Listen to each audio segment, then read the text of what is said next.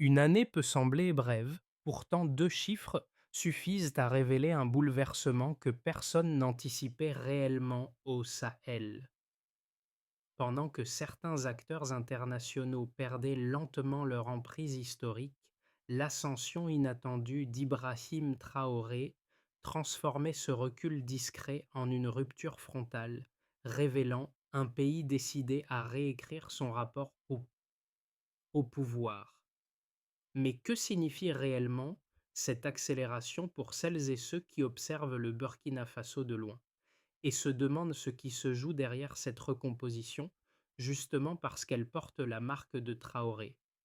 Le paysage politique bascule plus vite qu'on ne l'admet, à mesure que le Burkina Faso avançait au milieu de crises sécuritaires et diplomatiques croissantes. Une question centrale s'imposait: jusqu'où un pays peut-il aller pour reprendre la maîtrise de son destin sans vaciller sous la pression? La promesse mise en avant repose sur un objectif clair de 10 à 12 mots: garantir une souveraineté réelle malgré un environnement extérieur hostile. Cet engagement, largement relayé dans les discours officiels, place la population face à un choix stratégique impliquant des risques élevés, puisque chaque décision pouvant consolider l'indépendance nationale menace simultanément les structures qui avaient longtemps assuré une forme de stabilité relative. Un micro-hook apparaît alors dans le débat: si la rupture avec les anciennes influences offre un gain symbolique immédiat, ses effets économiques et sociaux restent beaucoup plus incertains. Les, les tensions récurrentes entre exigences de sécurité, fragilité institutionnelle et pressions internationales font de cette trajectoire un pari complexe où chaque avancée semble portée par un équilibre précaire nécessitant persévérance, cohérence et capacité d'anticipation. Le premier indice concret de bascule apparaît dès qu'un chiffre remonte en surface: une baisse de 12% des attaques djihadistes dans le nord et l'est du pays, enregistrée l'année suivant les décisions les plus controversées. Mais cette variation, bien qu'elle semble modeste à l'échelle régionale, révèle un changement structurel bien plus profond que ne le laisse paraître son amplitude statistique. Dans ce climat de recomposition accélérée, la trajectoire d'Ibrahim Traoré se greffe sur un contexte où le Sahel devient un espace disputé entre anciens modèles d'influence et nouvelles revendications de souveraineté. Dès son arrivée au pouvoir, en pleine crise sécuritaire, l'attention internationale s'est concentrée presque exclusivement sur le caractère militaire de son ascension, occultant les messages récurrents qu'il formulait autour de la rupture avec les dépendances extérieures. Cette dissonance entre perception globale et dynamique interne illustre la tension qui traverse aujourd'hui le Burkina Faso, coincé entre prudence diplomatique et volonté d'affirmation. Pour comprendre comment cette fracture s'est élargie, il faut remonter au moment où la fermeture des bases militaires étrangères a été opérée comme un acte inaugural.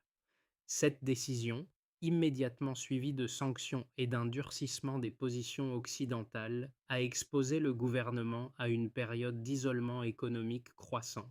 Cependant, sur le plan intérieur, elle a cristallisé un regain de popularité, nourri par l'idée qu'un pays longtemps soumis aux injonctions extérieures pouvait enfin tracer sa propre ligne stratégique. La révision des accords miniers s'inscrit dans la même logique. Les contrats jugés défavorables, parfois négociés dans des conditions opaques, ont été reconsidérés afin de rediriger une part plus importante des bénéfices vers les institutions nationales. Cette séquence a servi de levier pour inscrire durablement la notion de souveraineté au cœur du débat public, transformant une série de mesures techniques en symboles d'émancipation. Ainsi, le Burkina Faso évolue dans un contexte où chaque changement, même limité en apparence, modifie l'équilibre général des forces en présence. Dans les premiers mois suivant les décisions initiales, l'action politique se matérialisait moins par des annonces spectaculaires que par une succession de signaux discrets permettant de mesurer l'effet de la rupture engagée. Ibrahim Traoré, désormais figure centrale de cette transition, devenait le point d'ancrage à partir duquel se lisait la recomposition des rapports de force internes. Un premier exemple concret se dessine dans les zones rurales où la fragmentation sécuritaire reste aiguë. Là, la réduction partielle des attaques a redonné une forme de mobilité aux petits exploitants, permettant la réouverture de marchés locaux fermés depuis des mois. Ce retour progressif d'activité, encore fragile, illustre la manière dont une inflexion sécuritaire limitée peut rapidement produire des effets tangibles sur des communautés isolées. Un second exemple concret apparaît dans l'administration économique. Après les révisions contractuelles, plusieurs directions techniques ont engagé des procédures internes pour réévaluer la répartition des revenus tirés des ressources minières. Sans provoquer de transformation immédiate, ces ajustements sont générer une dynamique nouvelle où certains services publics identifient plus clairement les marges d'action qu'ils n'avaient jamais pu mobiliser auparavant. Cette évolution, encore en phase exploratoire, montre comment la volonté politique peut se diffuser dans l'appareil institutionnel sans recourir à une refonte complète. Ces impacts précoces, bien que partiels, donnent un aperçu de la façon dont les décisions initiales structurent progressivement un environnement où les acteurs locaux testent de nouvelles marges de manœuvre tout en restant exposés à des incertitudes profondes. Le véritable enjeu reste l'endurance institutionnelle face aux pressions. Le déclencheur survient lorsque le gouvernement burkinabé annonce la fermeture immédiate des bases militaires étrangères. Le geste, perçu d'abord comme symbolique par plusieurs observateurs internationaux, devient en quelques jours un marqueur politique majeur. Les communications officielles insistent sur la nécessité de retrouver une capacité décisionnelle autonome, tandis que les chancelleries occidentales réagissent avec prudence puis inquiétude croissante. L'effet est rapide, les partenaires historiques réduisent leur présence logistique, réévaluent leur programme d'assistance et initient un refroidissement diplomatique dont les répercussions apparaissent presque instantanément. Dans l'espace public burkinabé, cette séquence est accueillie comme une affirmation décisive d'indépendance, redonnant à une partie de la population le sentiment que les équilibres de pouvoir peuvent enfin être renégociés. L'apogée intervient lorsque l'isolement diplomatique se combine aux tensions économiques provoquées par les sanctions. Les investissements étrangers chutent, les projets de développement en cours se figent, plusieurs acteurs financiers suspendent leurs engagements. Dans ce climat, Ibrahim Traoré maintient une ligne politique ferme, soutenant que ces sacrifices sont nécessaires pour reconstruire une souveraineté durable. La révision des contrats miniers renforce cette logique. Les audits dévoilent près de 40% d'accords jugés défavorables, souvent négociés sans transparence. Cette révélation provoque un choc interne.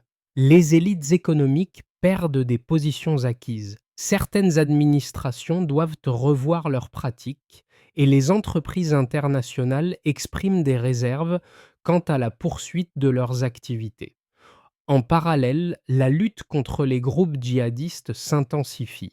Les unités locales, réorganisées et redéployées, obtiennent une diminution mesurée mais significative des attaques, alimentant l'idée que la décision de rupture peut produire des effets concrets sur la sécurité intérieure malgré les contraintes financières. Les répliques s'enchaînent ensuite dans plusieurs directions. Sur le front social, les tensions montent. Les opposants dénoncent une centralisation excessive du pouvoir et pointent les restrictions accrues envers certaines voix dissidentes. Dans les grandes villes, des mouvements de protestation sporadiques émergent, portés par des acteurs qui craignent la détérioration des libertés civiles.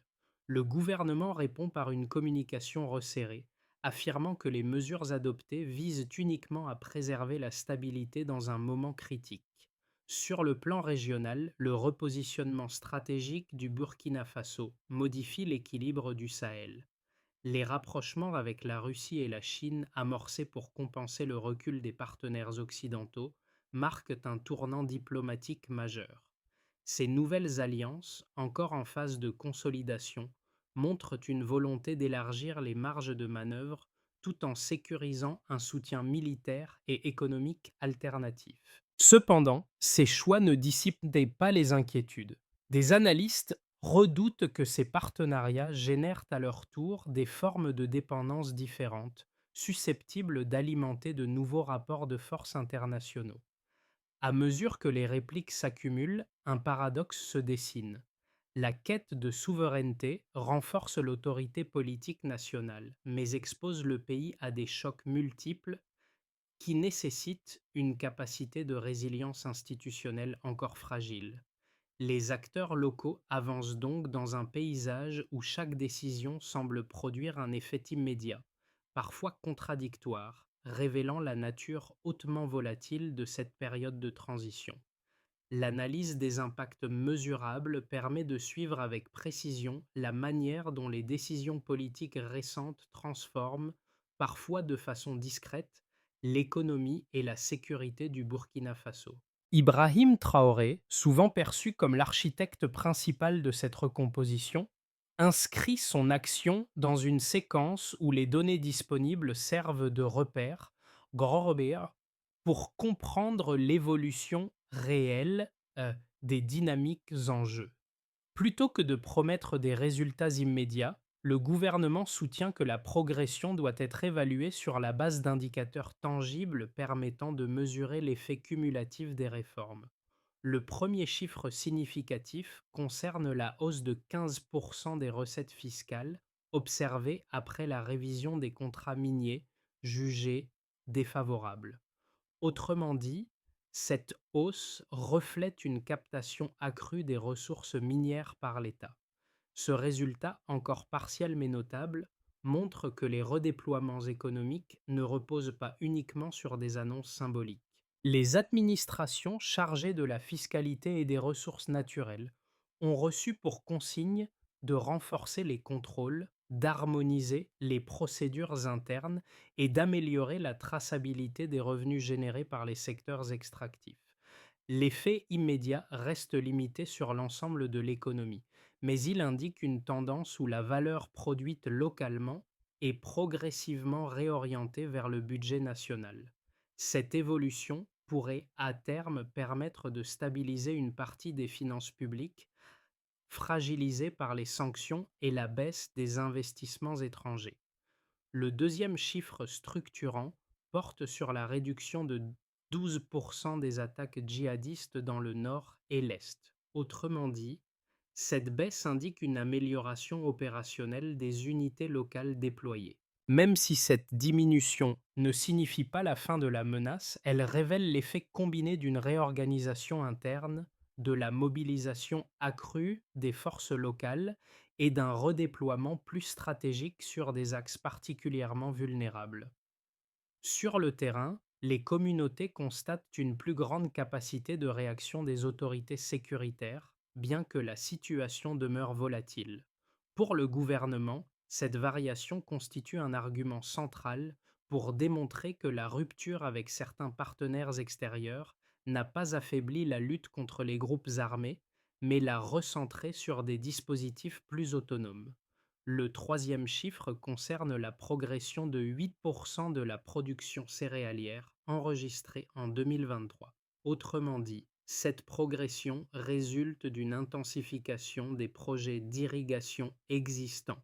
Ce gain, modeste à l'échelle d'un pays traversé par de fortes inégalités régionales, demeure crucial dans un contexte où la sécurité alimentaire représente un indicateur clé de stabilité sociale. Les subventions destinées aux petits exploitants ont été renforcées, permettant à certaines zones rurales de stabiliser les prix alimentaires malgré les perturbations économiques. Là encore, Cette amélioration n'éteint pas les vulnérabilités structurelle du secteur agricole, mais elle montre que des marges de progression existent dès lors que les ressources techniques sont mieux distribuées. Pris ensemble, ces trois indicateurs révèlent une dynamique où les effets des réformes se manifestent par paliers, parfois lents, mais mesurables. Les chiffres ne racontent pas l'intégralité de la trajectoire, mais ils éclairent la manière dont une stratégie fondée sur la souveraineté tente de se traduire en résultats concrets malgré les contraintes persistantes.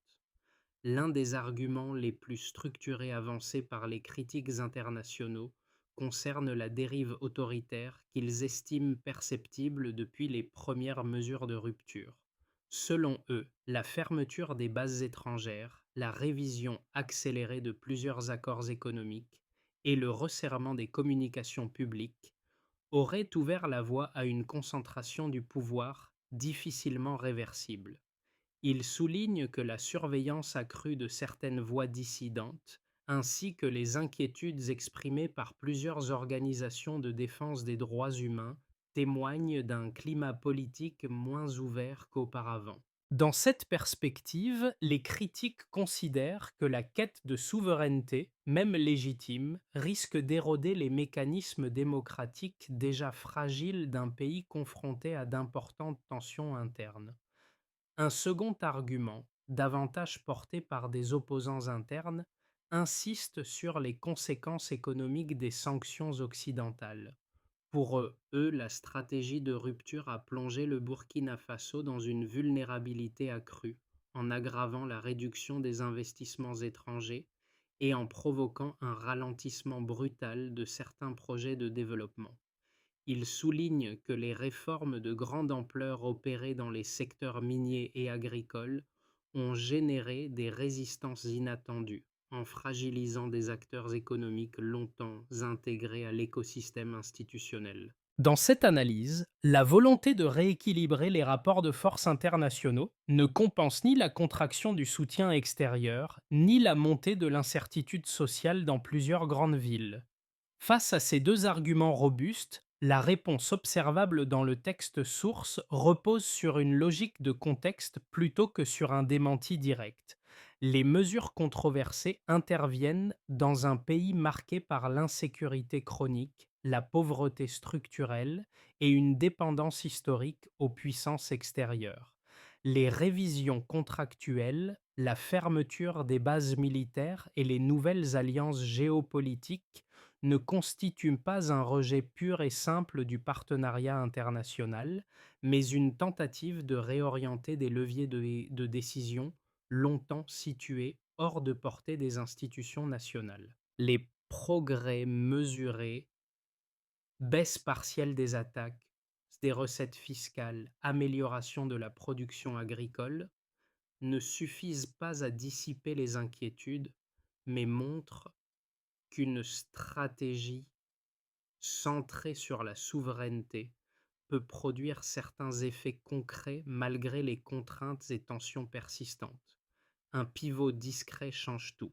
Au moment où les réformes semblaient suivre un rythme prévisible, un glissement plus profond apparaît.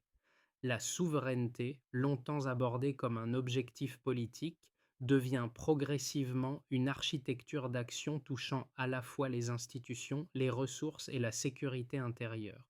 Cette transition n'est pas spectaculaire, mais elle marque le véritable milieu du parcours, là où les décisions initiales produisent enfin un effet structurant au-delà des symboles affichés. Dans cette dynamique, le rôle d'Ibrahim Traoré cesse d'être seulement celui d'un dirigeant prenant des mesures de rupture, il devient la figure autour de laquelle s'organisent de nouvelles pratiques administratives et de nouveaux équilibres locaux.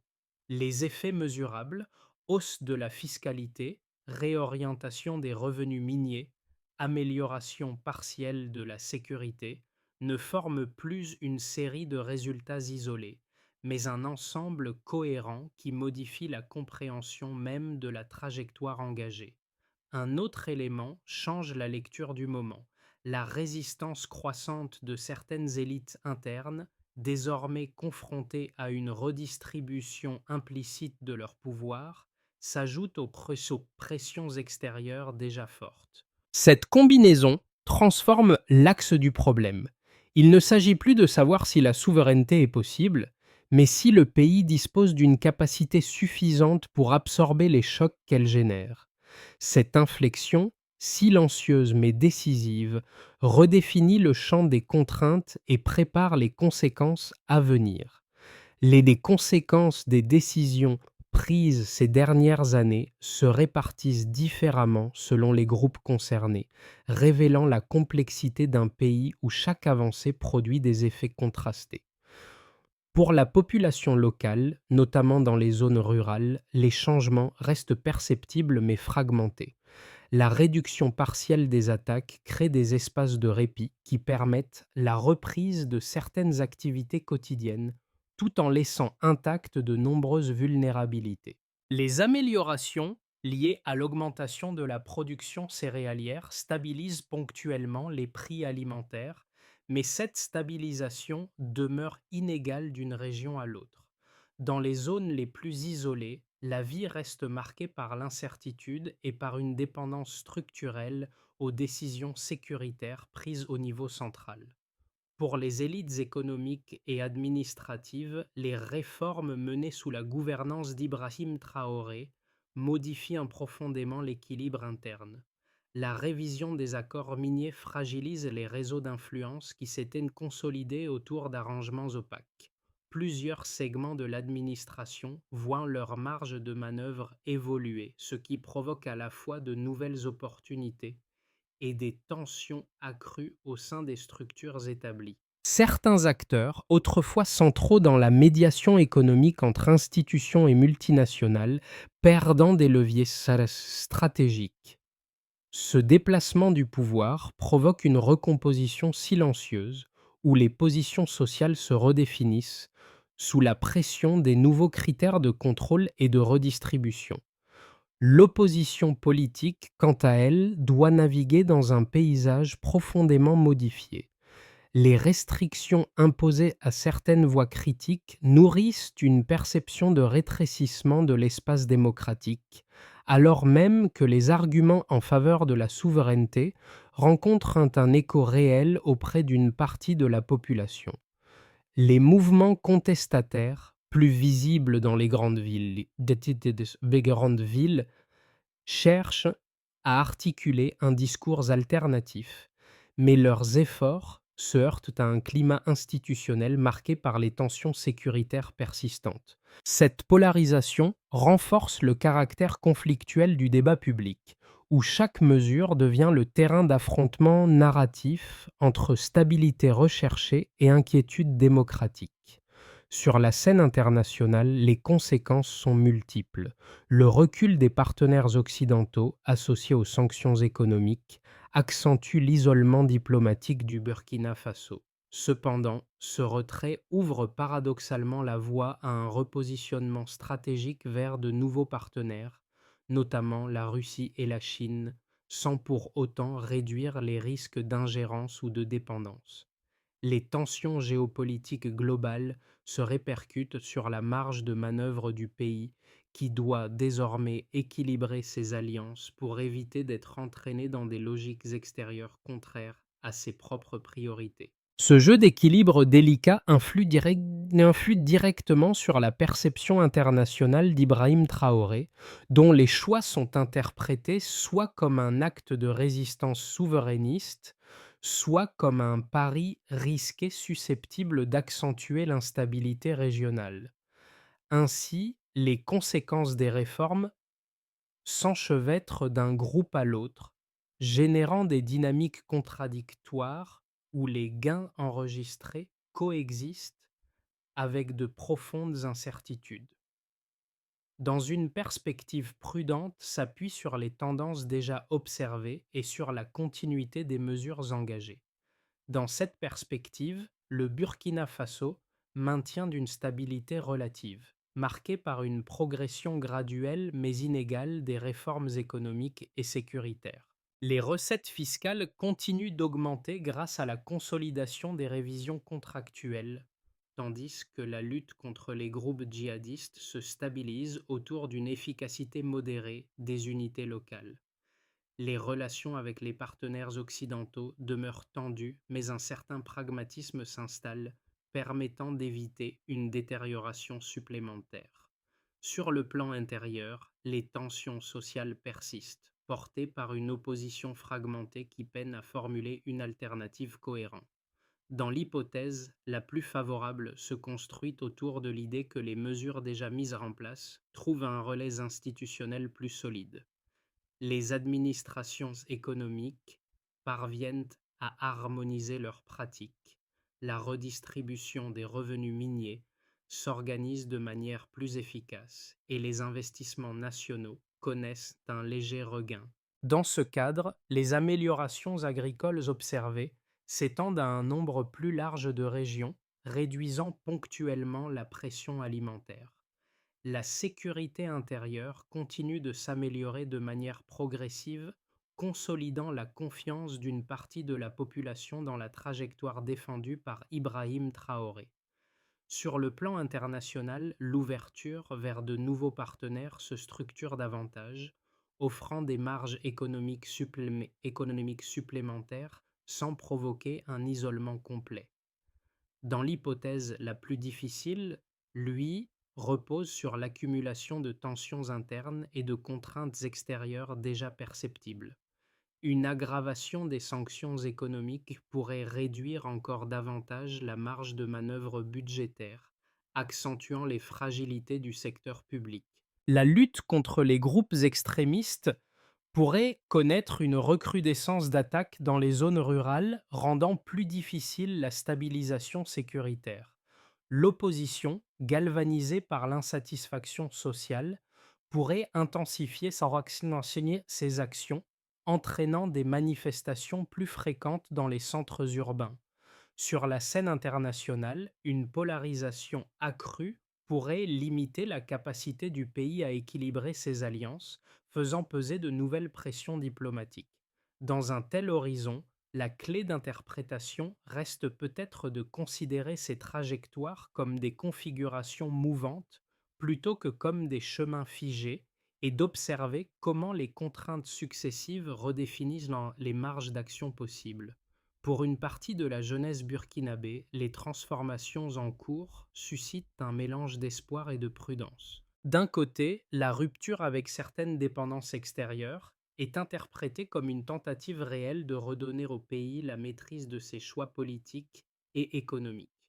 De l'autre, la persistance de tensions sociales, la fragilité de l'emploi et l'incertitude sécuritaire alimentent un sentiment d'attente où l'adhésion reste conditionnée à des résultats tangibles.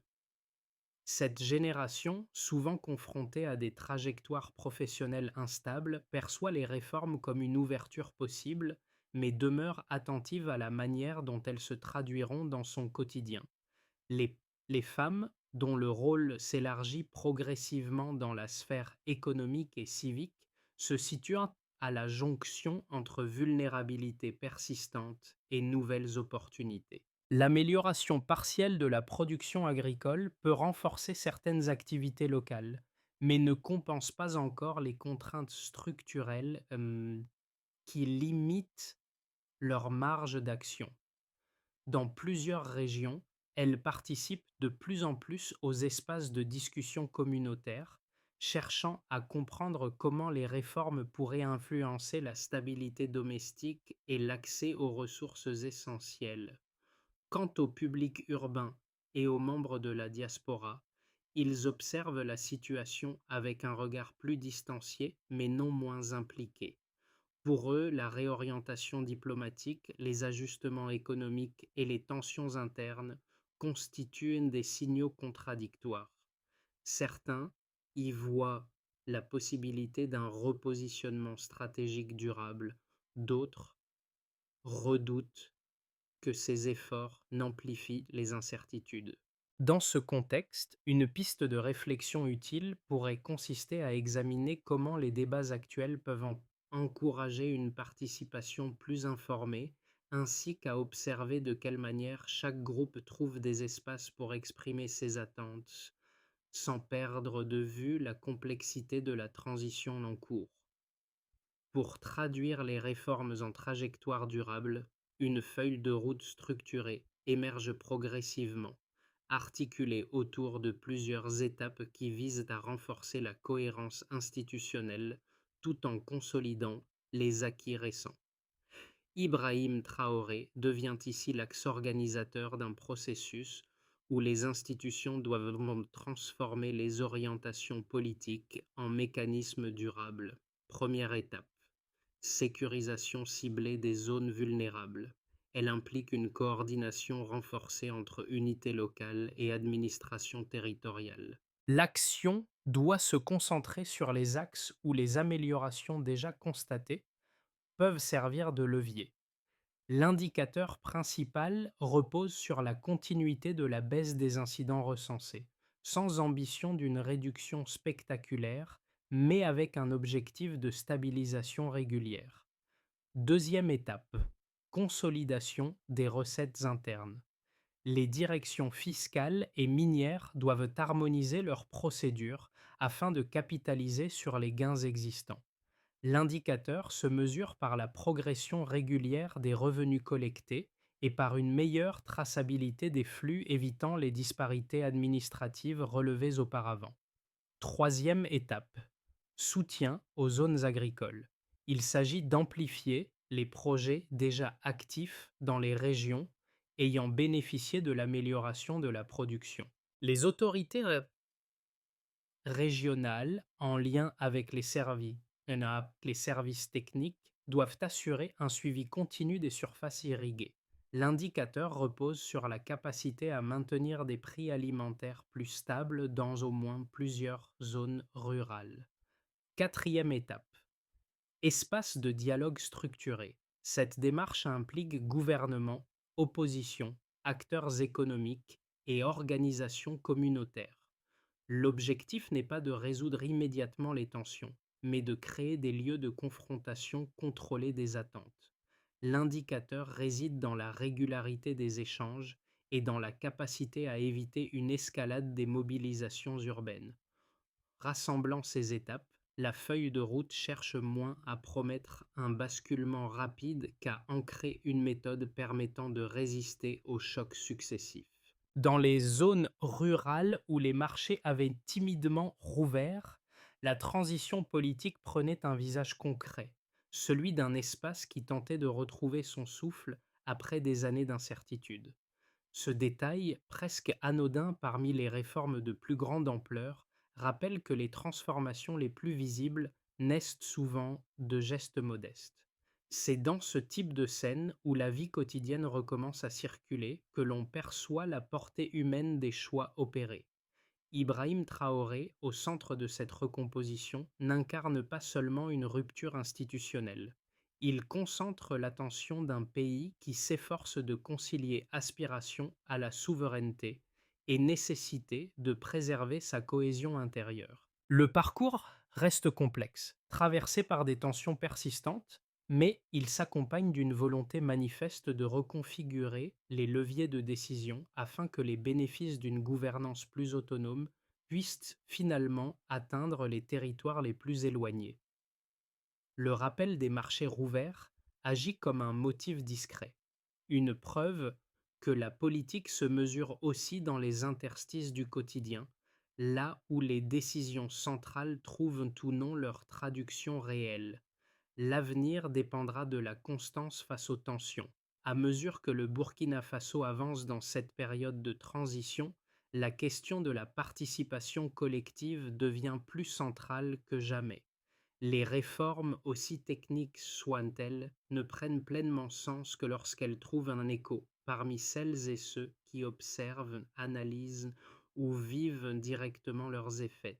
Dans un contexte où les tensions se superposent aux aspirations, chaque voix qui s'exprime contribue à clarifier les zones d'incertitude et à renforcer la compréhension des trajectoires possibles. Cette histoire, façonnée par des décisions politiques et des réalités sociales entremêlées, dépasse largement le cadre institutionnel. Elle interroge la manière dont une société choisit de se projeter, de se représenter et de s'organiser face aux contraintes. Les discussions, qu'elles émergent dans les espaces communautaires, les réseaux de la diaspora ou les milieux professionnels, participent à cette dynamique lente où se construit la perception collective d'un tournant historique. Dans ce mouvement encore ouvert, chacun peut choisir la place qu'il souhaite prendre, même de manière modeste, en observant, en questionnant ou en partageant des perspectives. Et vous, quel rôle pensez-vous que ces transitions devraient jouer dans l'avenir du pays?